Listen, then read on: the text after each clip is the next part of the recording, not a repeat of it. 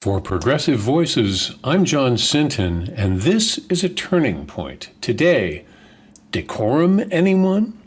Well, it's not easy to get gobsmacked by Republican politics these days. Just when you think you've seen it all, it gets even weirder. This past weekend, the Conservative Political Action Conference, or CPAC, held its annual convention, whose sole purpose is to fawn over their fearless leader, the not particularly conservative or especially religious Donald J. Trump.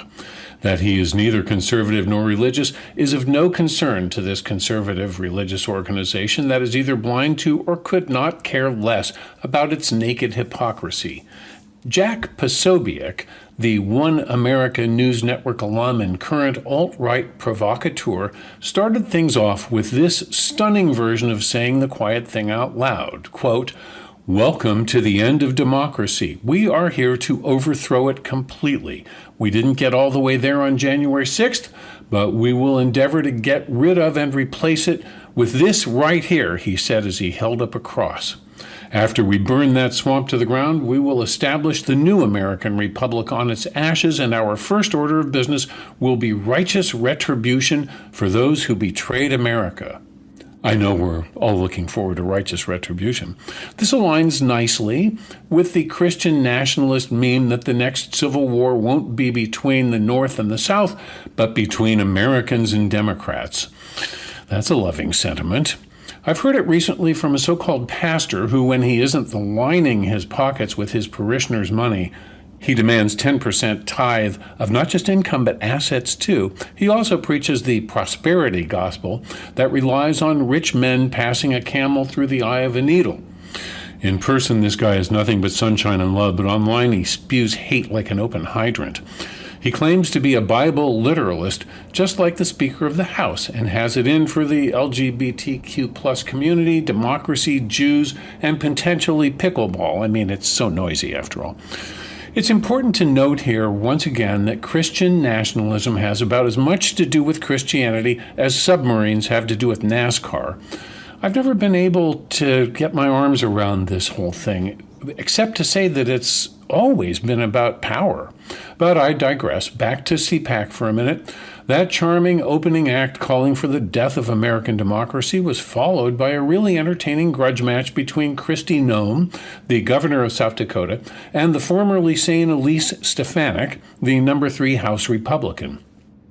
You know, it's funny what a whiff of power does to the mind. These two are trying to outrage each other in what could be the next big reality TV show, Who Wants to Be Donald's Running Mate? I say, why stop them? Why not open the competition to all comers? Wouldn't it be fun to watch the current Veep frontrunner, Tim Scott, take both these ladies on in a cage match, all for the Donald's entertainment? I'll bet you'd fill an entire season if you held an open casting call, and the ratings wouldn't just be bigly, they'd be huge. And on the subject of His Highness, I think we might as well get used to that appellation, we're going to have to find a new word for unseemly, as that just doesn't cut it anymore. Unseemly feels too polite. It relates to social faux pas, not out-and-out grifting. Fat cats lighting cigars with $100 bills is unseemly. Donald Trump hawking his new bobblehead, the Trumpinator, as whatever comes after unseemly. Yes, they did glue Trump's head onto Arnold's body. At $29.95, it's priced competitively with the Trump mugshot bobblehead. Well, I don't know about you, but I'm collecting the whole set. I guess the bobbleheads are a companion piece to the $400 Trump gold lame high tops, highly collectible. You could put them on a living room shelf with your pet rocks. Our transactional ex-president would sell his mother by the pound, and certainly his niece Mary. As we watch the grand old party descend into this anti-democratic mire, we are forced to wonder what happened to the intellectual offspring of Abraham Lincoln, Barry Goldwater, and William F. Buckley.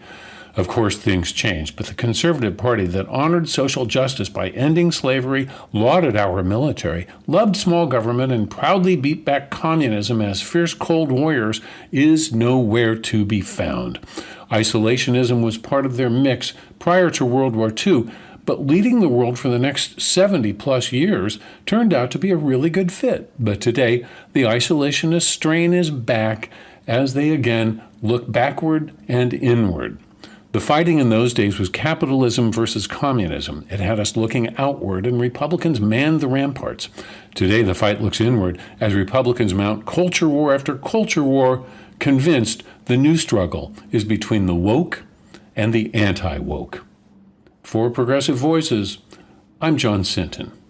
Progressive Voices' John Sinton has written a continuing series called A Turning Point that touches on politics, culture, and media. You can hear the short essays in the on-demand section of progressivevoices.com and on the PV app. This is the voice of the resistance. You're listening to the Progressive Voices Network. Progressive Voices desperately need your financial help. Please go to progressivevoices.com and press the donate button right now. Thank you.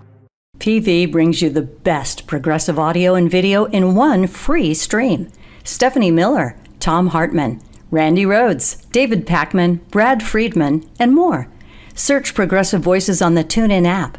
Download the free Progressive Voices app or go to progressivevoices.com.